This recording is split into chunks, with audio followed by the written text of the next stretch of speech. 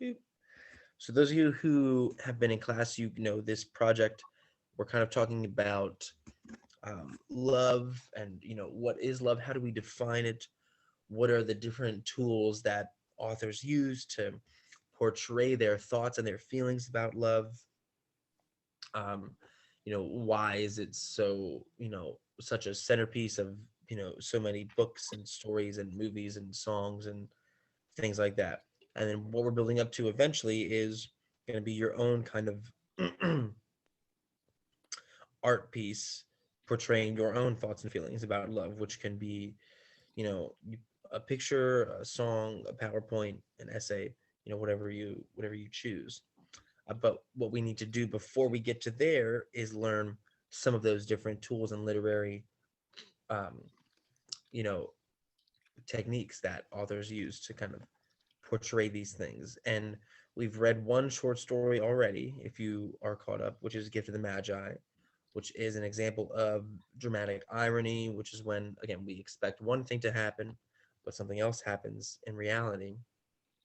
uh, but it's also a great, um, love story because it shows through that irony, what each person will do for the other. They'll give up their most prized possession because they want the other to have a great Christmas. So we're going to read another short story, and we'll see some different kind of literary techniques. So as some background, I have a couple questions. I'm going to put these up on my screen, and I'd like you to take a few minutes, and think about each one. And you can answer in the chat, or you can come off mute, whichever is easier. Uh, if you answer verbally, it's a little easier for me because I can't see the chat when I share my screen, but either one will work. So here is our first one. All right. Can a person fall in love with an inanimate object or something that's not another person? Why or why not? What do you think?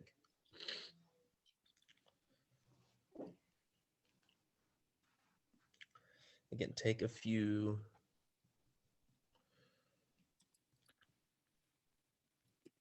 seconds here.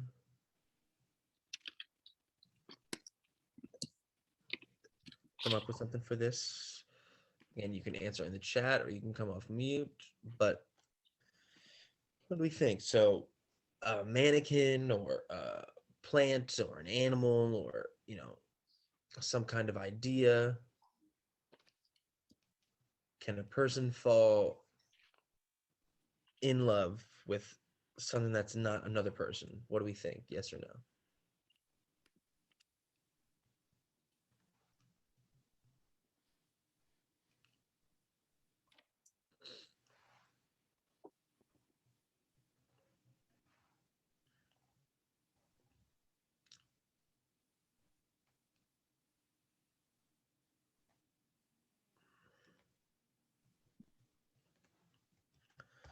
I'm just checking the chat, see if we get anything coming in there yet. Nothing in there yet. All right, so take. Yeah, you could fall in love with something that's not a person. Like Okay. what here? Sorry. Why? A dog or a cat. Okay. All right, so pets could be one. Do we think? Mhm. Do you think it could even be something that's not alive, like a mannequin or like a tree or something like that? Do you think that could happen too, or no? Um, I've seen people say they like I've watched I don't know, like it'd be like the shows they be talking about people's strange addictions and stuff. Mhm. I've seen Yeah. people like say they fell in love with mannequins. I can't fall in love with something that can't. I don't know. If you fall in love with something like that, I don't know. It's crazy. It's possible though.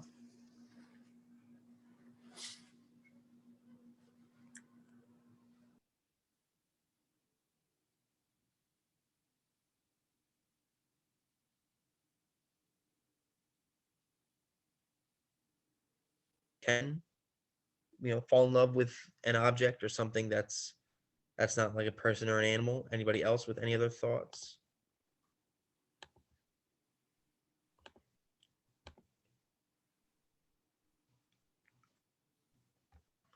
Again, you can answer in the chat if that's easier.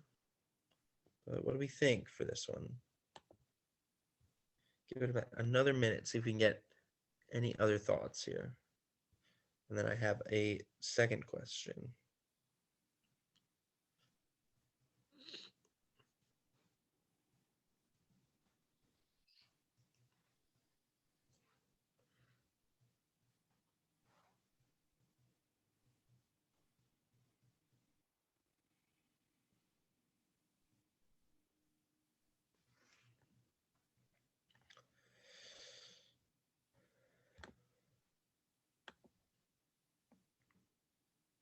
What do you think? Anybody else with a thought here? Faye, Shabria, Sammy, Darian, anyone?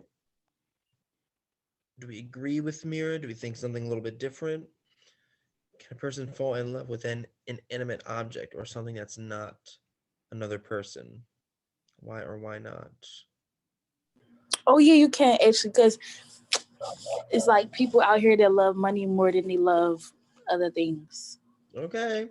That's a really good one. I haven't heard that example yet. I like that one, Mira. So, and a lot of people that would choose money over maybe friends or family members, right? Yeah. That they're falling in love with money or the idea of power or the idea of wealth. That could be a good one too, like kind of like a Wolf of Wall Street type thing. That's a really good one. I didn't think of that one. Ms. Kelsey, what are your thoughts on this? I just keep thinking that there seems to be a difference between being in love and like being like loving something.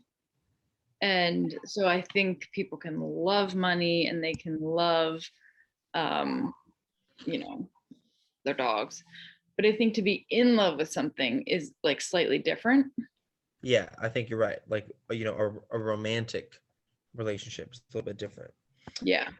And Faye said, yes, an item or anything because it's whatever the mind um, and takes want to do. Shows into obsession, then yes, the body would follow along too, depending on the person and their thoughts around the situations and actions towards other things. Either when allowed to accept it as their fate. Yeah. So I think you're making a lot of good points there too, Faye, that kind of sometimes our mind might play tricks on us, or if we connect to an item or an object in a certain way with our mind, maybe our body will follow, and we could develop those kind of romantic feelings, like Miss Kelsey was saying, and not just, I love money or I love my job or sports, like Darian just said as well. But all good answers here. Really great job.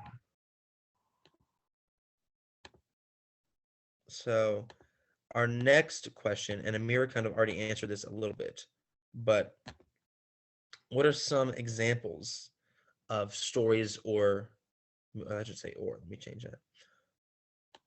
What are some examples of stories or movies where this happened? So Amira already mentioned, My Strange Addiction is one. Can we think of any other ones that come to mind? Take a minute or two.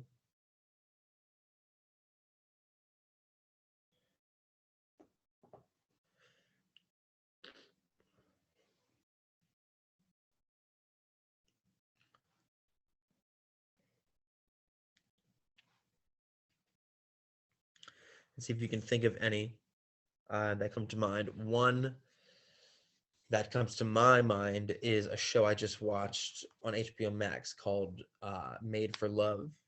And in that show, the main character, her dad, um, her mom, the main character's mom dies, and her dad um, starts to fall in love with this kind of mannequin. Um, and when the main character comes back to her hometown, she sees her dad there, and he is kind of, he buys it clothes and dresses it up and makes it dinner, and um, they sleep in the same bed, and he's basically treating it like, his new wife, but it's not real, it's not alive, it's a mannequin. And so that's one example um, that comes to mind off the top of my head. So can we think of any other ones? Give it another minute or two here, see if you can put them in the chat.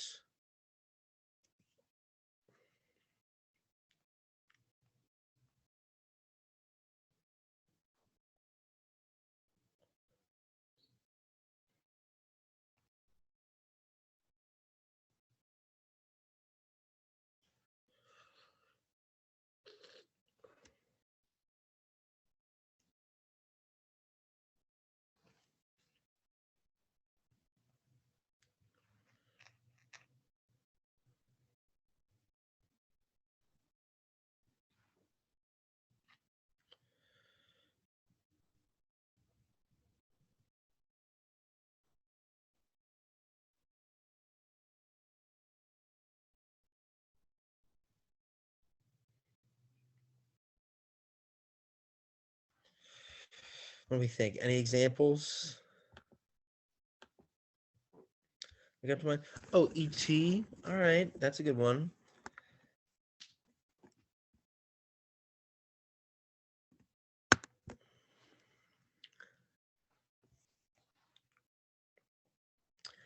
The Gift, I haven't seen. The Voice, unless you're talking about the singing show, I don't know about that one either. But E.T. is a good one because it's definitely something that's not human, right? Because he's an alien.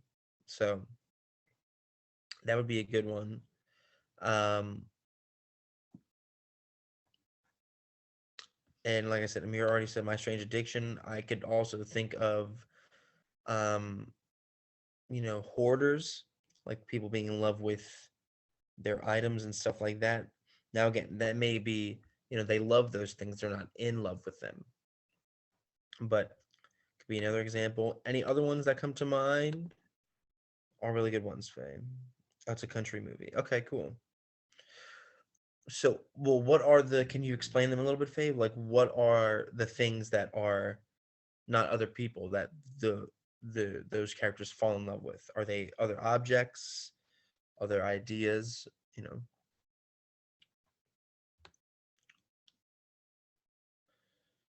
ideas. Okay, cool. Yeah, the other example that came to mind was the Greek myth of Narcissus. It's like when we say somebody's narcissistic, like they're really into themselves.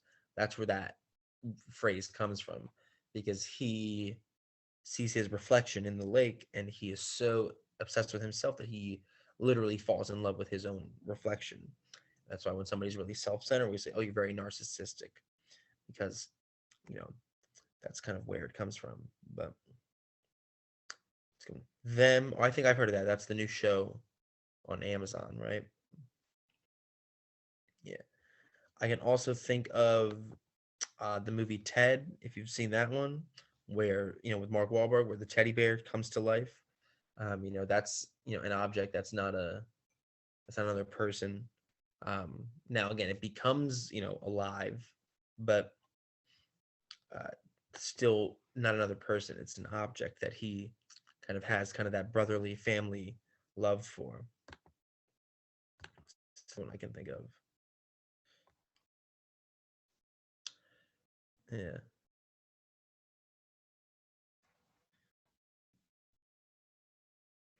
Up Up is an interesting one. What would be the what would be the object, or like something? Oh, he's in love with the house. Okay. Because the house reminds him of his wife that passed away. Yeah. That's a really good one. And actually, Faye, a really great segue into our last question here.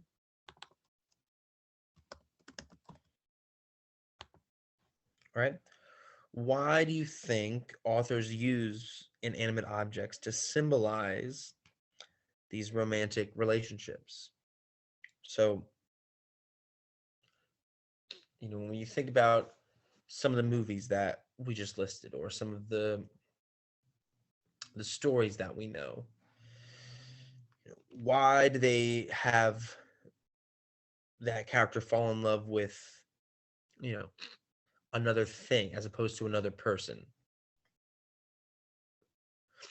What's the benefit of that for the reader? What do we think?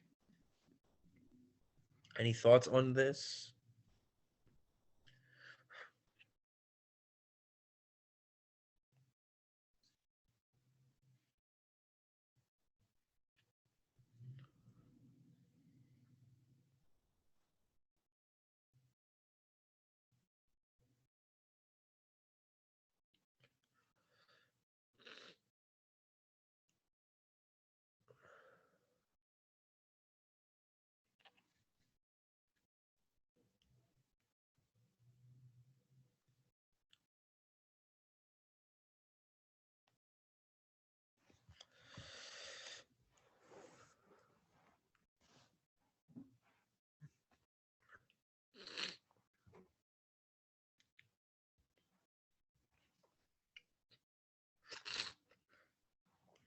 What do we think? Because something could have happened to that person, like they like a loved one probably could have died. Like for example, Ashes. I feel like Okay. Ashes is one. Yeah. So we can associate our, experiences or memories or whatever with that object, and that might be the reason why that a character falls in love with it, right? Is that kind of what you're saying, Mira? Yeah. Yeah, I think so too. So think about if you're a reader and you see that character falling in love with like ashes, like you said, or um, a house or a tree, whatever. Do you think that as a reader we can think of something in our own lives that we can relate to that, and maybe that's it makes that the story more relatable to us as a reader? Do you think that might happen? Hmm. Yeah, because you can like relate to where they come from. Like if I got something special that reminds me of somebody I love, Right. I'm not gonna always like keep it around or keep it by me or something. Yeah, I think so too. And Faye also said to give us understand there's more to life than just people or animals. The smallest things matter to people. Yeah, really great points. Kind of both saying the same, you know, saying kind of the same thing, but I think you're hitting it right on the head that, you know, if we have um if we have, a character falling in love with another person, we might not be able to relate to that as much as a reader because it's, that specific person that acts in a specific way. But if we have a character falling in love with, an object or an idea or um, an animal or something like that, we can kind of, like Amira and Faye were saying, take our own experiences and like, like let's use the Up example. Like, okay, he is in love with the house because it reminds him of his wife he lost. That, if we're watching that, we might say, oh, that reminds me of my grandmother or grandfather that I lost or something like that. And so I could see why he's in love with that house, right?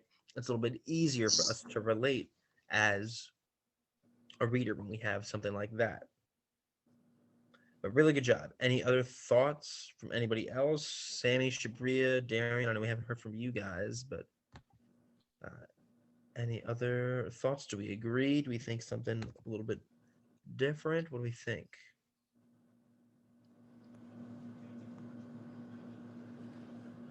So I think what we're saying here is a lot of times those objects that, those objects or, things that these characters are falling in love with or have a relationship with, they can symbolize something bigger, right? So what we call a story that does that is, and some of you may have heard this word before, you may have not, that's okay. We call it an allegory, right? So an allegory is, and I'll put this in the chat for everyone. All right.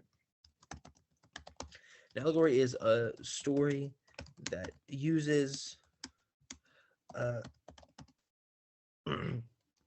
symbol or image to represent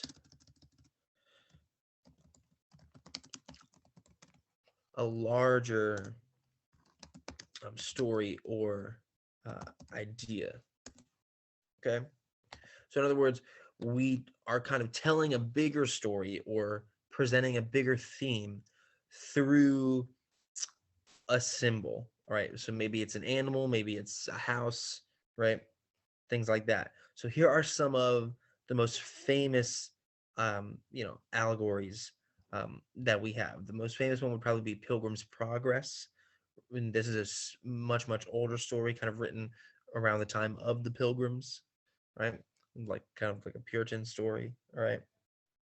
Then we have Moby Dick, right? Animal Farm, and then we have Life of Pi. These are just a few. There's tons and tons of them, but these are some of the most popular ones. Have we heard of any of these? Read or seen the movies from any of these? Which ones of these kind of ring some bells, or do we recognize?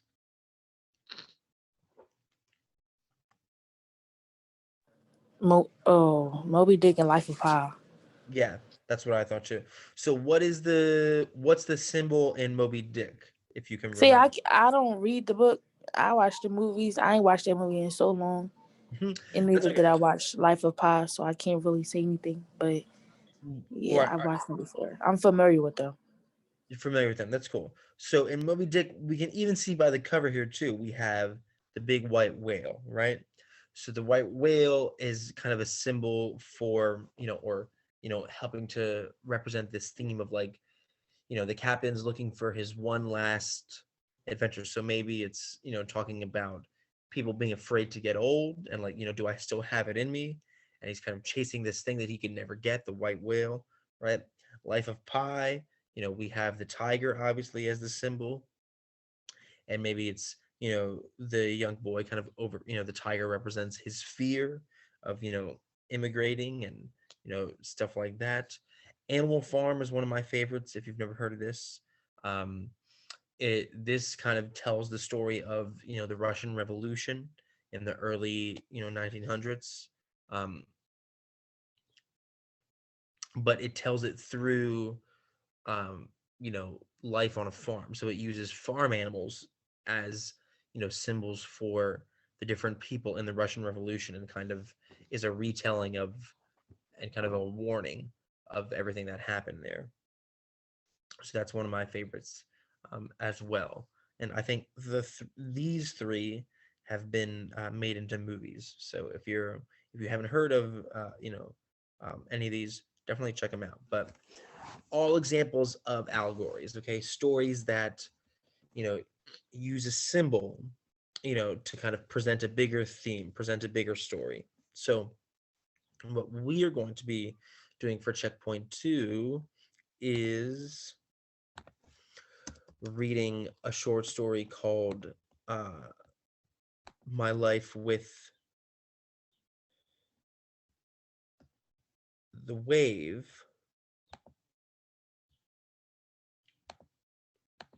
right? So you can see here's kind of example. Now this is um, this picture is, um, kind of like a children's book version. We're going to read the actual one, but just to kind of give you an example, right? Or like this right here. It's another example of kind of what we're talking about. But this short story that we're going to read by an author named Octavia Paz is about, and here it is. You can see, not super long. All right. All right. It's about a man who develops a relationship with an ocean wave. And as we read through it, we're going to be trying to kind of figure out, okay, what is this wave supposed to symbolize for him? What can we relate it to in our own lives? How is this relationship playing out? Right? And do we think he, took something that happened to him in real life and kind of used the wave as a symbol? What is this story an allegory for? Right? Because every one of those allegories is, representing something bigger, but it's using one of those symbols, like the whale in Moby Dick, or the tiger in Life of Pi, or the animals in Animal Farm, to kind of present that bigger idea, right? So that's kind of what we're going to be doing. So we will dig into this when we meet again on Thursday, and I'll have the checkpoint 2 assigned to you guys on Summit. All right. And we'll kind of jump in there. All right. In the meantime, we have about 10 or so minutes left this morning. So if you have still not completed checkpoint 1, right, which is reading journal gift of the Magi, okay, that looks like this, where you're completing this chart and you're filling in these blanks right here, right? You can take this time to try and get caught up on that, all right? You can access it on Summit, like I am right here under checkpoint 1, right? And you can access the story on Summit as well. If you scroll down to resources, you'll see it says Gift of the Magi text like this. And if you click this link, it'll bring you to the story right here. Okay. So you can access the story, and you're using the story to, kind of fill out this chart. There are also class recordings on YouTube that you can watch of me kind of going over the first part of that chart, the first, part of the fill in the blank, that will help you out, and you can use those as an example. All right. So if you have already finished and submitted checkpoint 1 to me, then you are good to go for today. And we'll come back again on Thursday and we'll start to dive into our short story, My Life with the Wave. If you have still not completed checkpoint 1, I would say try and use the rest of this time to get a little bit of that done. And even if you're not able to finish the whole thing in this time, if you can still get it started and submit that to me, I can at least change you from red to yellow. Okay. So that's kind of the plan for the rest of this morning.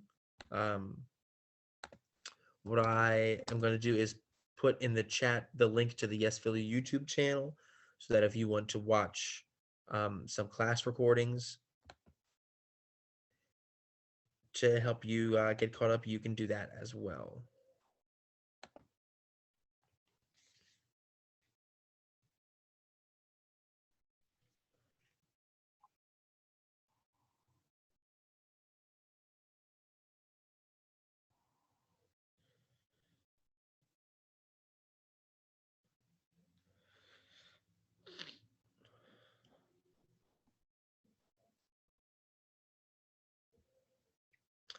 Right, so let me find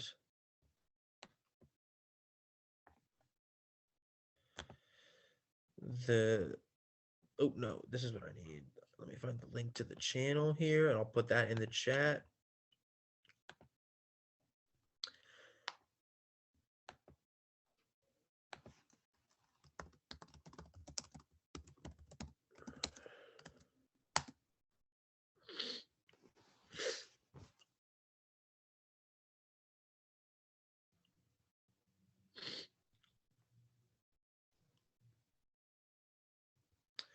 So if you are working to get caught up on checkpoint 1, you can check out that link and watch the class recordings. You can access the story in the checkpoint 1 summit. We got about 10 minutes left. I will be here on mute if you have any questions. If you are already finished with checkpoint 1 and you've turned it in, and I've marked you green, then you're good to go for today. All right.